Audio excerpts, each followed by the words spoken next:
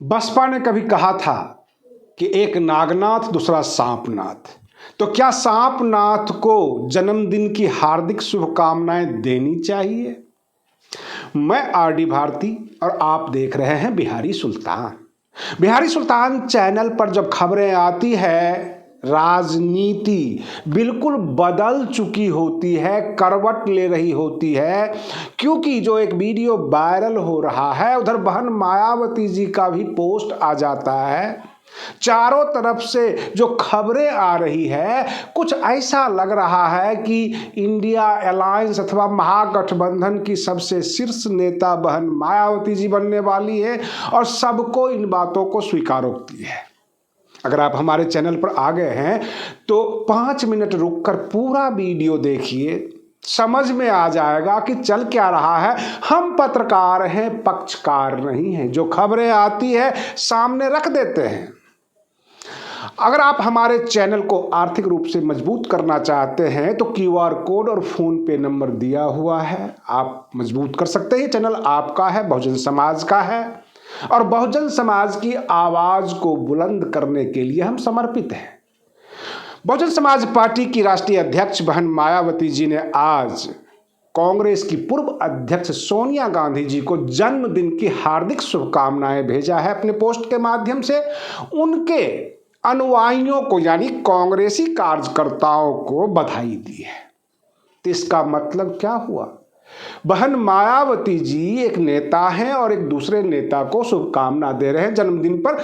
ऐसा नॉर्मल होता है, लेकिन राजनीति और मीडिया में ये चर्चा गर्म हो गई कि कांग्रेस और बसपा सब एक साथ हो रहे हैं। संजोग ऐसा था कि शीतकालीन सत्र में अखिलेश यादव जी ने बसपा के बारे में कुछ अच्छा बोला। उन्होंने कहा कि डॉक्टर भीमराव अंबेडकर जी का फोटो तो ये लगाते ही नहीं थे सत्ता पक्ष, ये तो हमारे महापुरुषों को भी अब चुराने लग गए हैं, बैनर पोस्टर पे लगाने लग गए हैं। जब सपा और बसपा एक साथ आई थी तो ये चुनाव हार गए, डर के मारे हमारे महापुरुषों का जो है ये लगाते हैं। आजकल अखिलेश यादव थोड़ा सा नर्म पड़ गए हैं बसपा के प्रति और कांग्रेस बार बार ये बयान दे रही है कि अगला प्रधानमंत्री चेहरा जो है, मतलब वहां प्रधानमंत्री पद की जो चाबी है वो बहन मायावती जी के पास है। यानी प्रधानमंत्री चेहरा वो घोषित करने को तैयार होते नजर आ रहे हैं। सवाल ये उठता है कि ये पश्चिम बंगाल चुनाव की जो है अगली पटकथा लिखने जा रहे हैं, सब एक साथ आ रहे हैं। क्योंकि सपा का भी बयान बदल रहा है, नॉर्मल हो रहे हैं, कांग्रेस भी। लेकिन उधर बिहार से एक खबर आ गई कि कांग्रेस के कृष्णा अल्लावरू कहते हैं कि हमारे दरवाजे सबके लिए खुले हैं। कहने का मतलब उनका बहुत बड़ा गेट है, बहुत बड़ी भवन है, वहां आकर कोई समा सकता है। लेकिन मैं आपको बता दूं कि बहुजन समाज पार्टी एक राष्ट्रीय पार्टी है। बसपा के दरवाजे सबके लिए खुले रहते हैं, बसपा किसी के पास नहीं जाती। तो मैं आपको लगे हाथ ये भी बता दूं कि बिहार की जो खबर आई कृष्णा अल्लावरू जी की, वो प्रशांत किशोर को लेकर बयान दे रहे थे। लोग पूछ रहे थे क्या जनसुराज और कांग्रेस मिलकर चुनाव आगे लड़ेगी, कुछ स्ट्रेटजी बनाएगी? तो उन्होंने कहा हाँ जी, सबके दरवाजे हमारे दरवाजे सबके लिए खुले हैं, कोई भी आ सकता है। और प्रशांत किशोर की जो राजनीति है, जो उनका संघर्ष है, वो हमें समझ में आ रही है। लेकिन देश की चुनावी राजनीति में सबसे बड़ा देखा जाता है कैडर, वोट बैंक। और जाति आधारित जब वोट बैंक होता है तो उसमें आपको समझ आ जाएगी कि सबसे बड़ी पार्टी बहुजन समाज पार्टी उभर कर सामने आती है।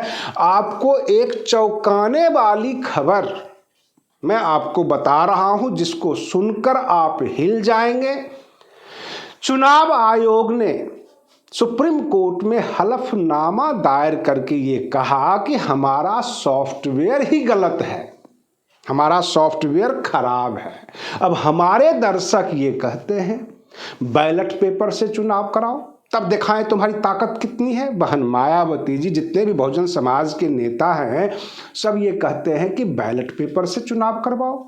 अब तो चुनाव आयोग सर्वोच्च अदालत के सामने कहा कि जो डुप्लीकेशन सॉफ्टवेयर है वह खराब है, वो अच्छे तरीके से काम नहीं करता और इसलिए SIR की जरूरत पड़ी, यानी मतदाता सूची की पुनरीक्षण कार्यक्रम की जो जरूरत पड़ी है वो सॉफ्टवेयर की वजह से।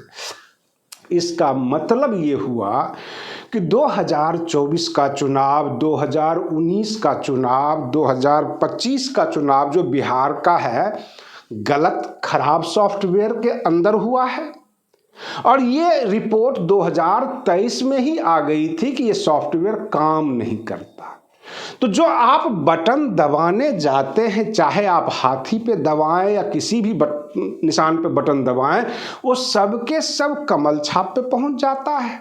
भाई यहाँ तो साफ जाहिर होता है कि चुनाव आयोग के ऊपर क्या सर्वोच्च अदालत कार्रवाई करेगी, अथवा ये कहा गया है कि 2023 के बाद जो भी हुए हैं गलत सॉफ्टवेयर में चुनाव हुए हैं, तो क्या 2023 के बाद जितने चुनाव हुए हैं उसको रद्द कर दिया जाए। अब ये सॉफ्टवेयर सही कहाँ से आएगा? कहने का तात्पर्य है पूरा देश लूट लिया, सत्ता का मालिक हो गए और बाद में ये कह देंगे कि सॉफ्टवेयर गलत था। क्या इसके ऊपर माफी मिल सकती है? क्या चुनाव कैंसिल किया जा सकता है? और इस हालात में हम क्या कहें कि फेयर चुनाव नहीं हुआ, बहुजन समाज के हक मारे गए। बहुजन समाज के जो नेता उंगलियों पे गिनती करा देते हैं कि हमारे पास इतनी जातियां हैं, इतने लोग हैं और हम इस तरह से वोट करते हैं, हम चुनाव जीत जाएंगे, और बाद में परिणाम आता है कि चुनाव हार गए। RJD 25 पे आके सिमट गई, बसपा का एक विधायक जीता। जब जमीनी हकीकत हम चुनाव में आप लोगों को दिखा रहे थे कि बसपा 40 सीट जीत रही है, 50 सीट जीत रही है, उसके बाद हम 10-11 पे आए जब चुनाव खत्म हो गया एग्जिट पोल में, और निकल कर आया रिजल्ट 1। और बाद में अगर ये पता लग जाए कि सॉफ्टवेयर ही गलत, जिससे चुनाव होता है EVM में, वो सॉफ्टवेयर ही गलत है। और ये चर्चा आम चर्चा नहीं है, किसी राजनीतिक दल के कार्यकर्ता अथवा नेता का आरोप नहीं है। चुनाव आयोग ने सर्वोच्च अदालत में हलफनामा दायर करके वहां पर यह कबूल किया है कि हमारा सॉफ्टवेयर गलत है, और इसी वजह से मुझे SIR करवानी पड़ी। क्योंकि सवाल होता है कोर्ट में कि आप इतना बड़ा लंबा चौड़ा जो काम कर रहे हो, ये BLO मर रहे हैं, बड़ी बड़ी समस्या हो गई, राजनीतिक दल जो है इसका विरोध कर रहे हैं, तो क्या कारण था? और कारण में ये बता दिए कि सॉफ्टवेयर गलत था। तो इस सॉफ्टवेयर में जितने भी चुनाव हुए, क्या उसको रद्द किया जा सकता है?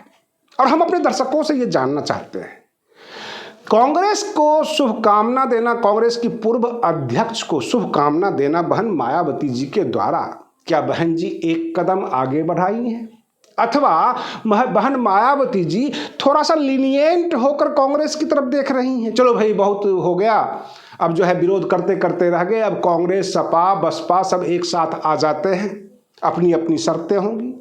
प्रश्न यहाँ पर यह उठता है कि सामने पश्चिम बंगाल का चुनाव है और वहाँ कांग्रेस के वोट हैं, बसपा के भी वोट हैं, सपा का कोई वोट नहीं है पश्चिम बंगाल में।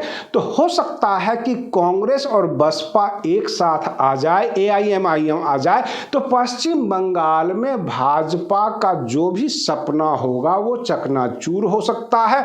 अगर TMC इन सबको मिलाकर एक अलायंस बना ले तो बहुत बड़ी अलायंस हो जाएगी पश्चिम बंगाल के लिए। और सभी नेता धीरे धीरे एक एक कदम बढ़ा रहे हैं। इधर से शुभकामना गई, उधर से 2 अच्छे वचन आ जाएंगे बोलने के लिए, बसपा के बारे में अच्छा बोलेंगे। पहले दोनों के दोनों कार्यकर्ता आपस में दिल मिलने लग जाएगा, उसके बाद गठबंधन भी होगा। कहने का तात्पर्य है ये अलायंस जो बड़ी अलायंस बनने वाली है और इसकी सुगबुगाहट शुरू हो गई है। आज के लिए बस इतना ही। आप बने रहिए बिहारी सुल्तान चैनल पर। हम फिर मिलते हैं अगले वीडियो में, तब तक के लिए धन्यवाद।